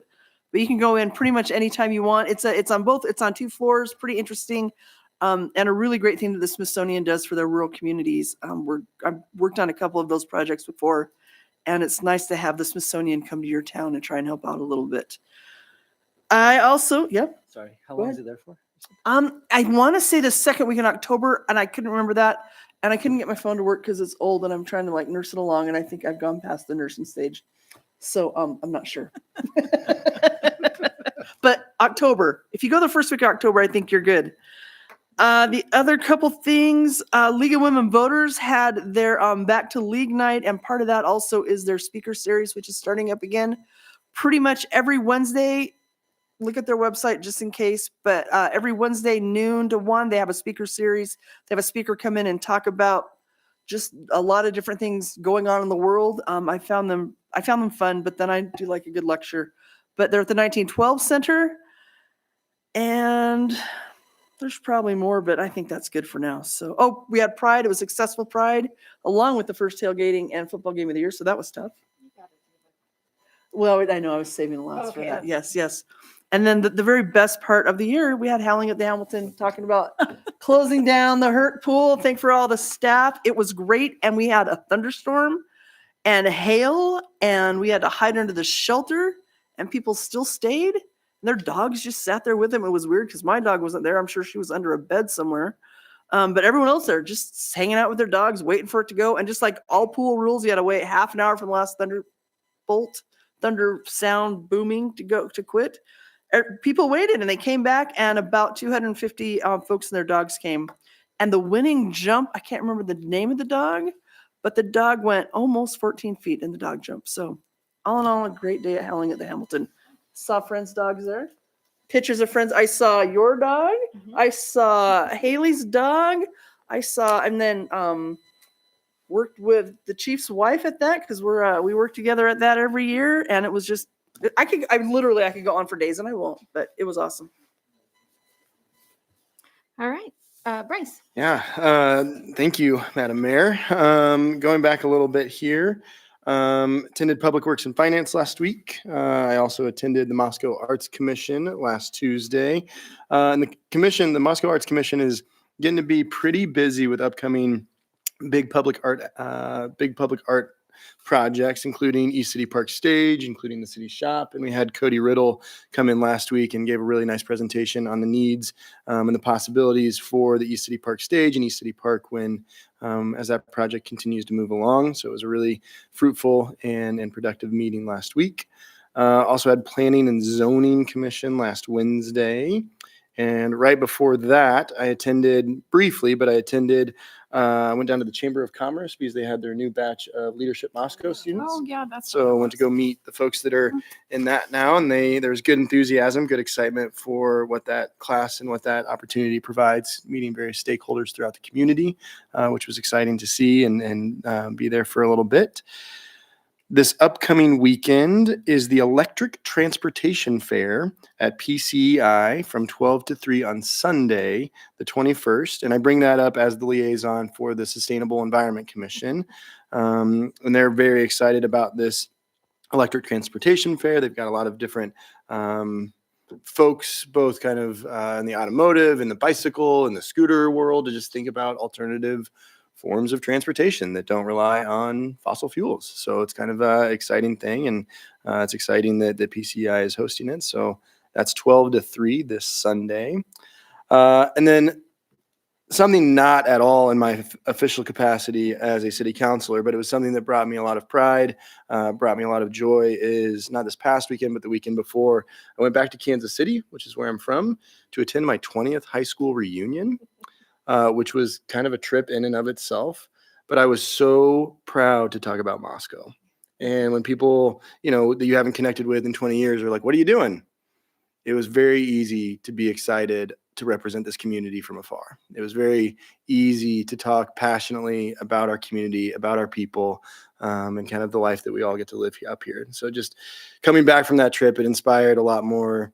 Just it was inspirational insofar as coming back gave me a little bit more energy, and that felt really good. So, and it was really exciting to talk passionately and excitedly about Moscow, Idaho. Thanks, Bryce.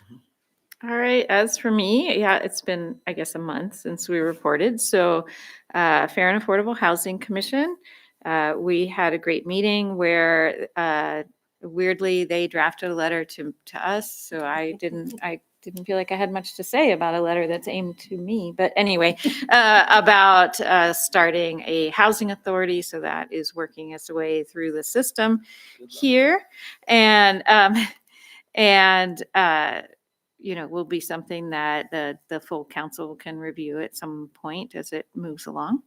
I got to volunteer at the West Side Food Pantry and help also get ready for Pride that day as they were tie-dyeing shirts and taking in food. And I just mentioned that because, boy, the shelves were bare. So if you have extras that you can share, or you have a little cash you can share with the food pantry, I'm sure the other food pantries in town are the same, but the West Side Food Pantry, the shelves are really bare. I also got to go. I think this rivals the Tree Commission. So now I kind of get why Gina gets so excited, because I just had a weird week where I didn't have very many meetings, which doesn't happen that often. And I wanted to go to the Bee City USA group, which has some overlap with the Tree Commission. And it was very, very interesting, hardworking, very sciencey group. Kind of helped me relive my first career in forestry, because I knew what they were talking about. And they have a project to revamp. Oh no, I'm going to forget the park. Help me. Bill. Not Gormley. Berman Creekside Park. Okay. Sorry, it just wouldn't come out. I walk by it every day. All right. They have a project to revamp Berman Creekside Park, because that was originally planted with a lot of pollinators. And certain things take over and kind of crowd out the original pollinators. There's a giant volunteer willow down there that was part of the mulch that originally came into the flower beds. So they're looking at maybe replacing the giant willow with another tree that would be more suitable to the size of the park. But it was really good to see, and I'm really proud that we're a Bee City USA.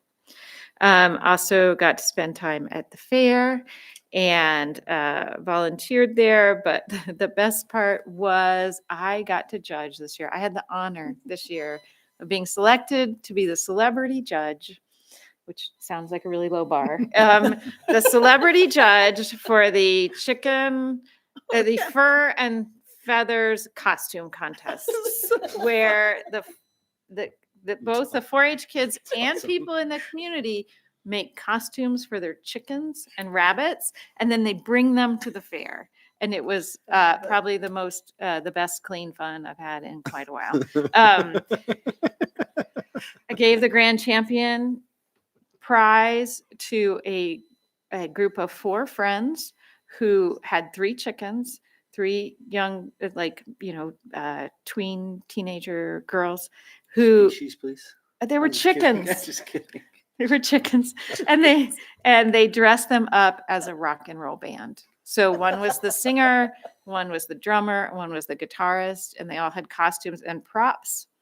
Anyway, and then another young lady who sewed a costume for her rabbit, a dress for her rabbit, and then she sewed the same dress for herself.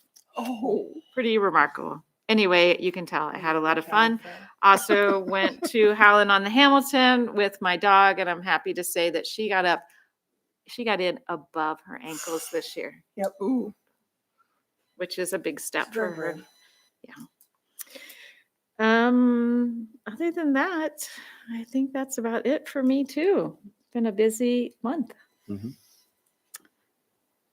Anybody? Anything from staff? Did you go to the fair? Did you eat an elephant ear? Did you get a costume? Not this year. Darn. All right. Anybody want to make a motion to So adjourn? moved. Second. Second. All in favor? Aye. All right. Thank you.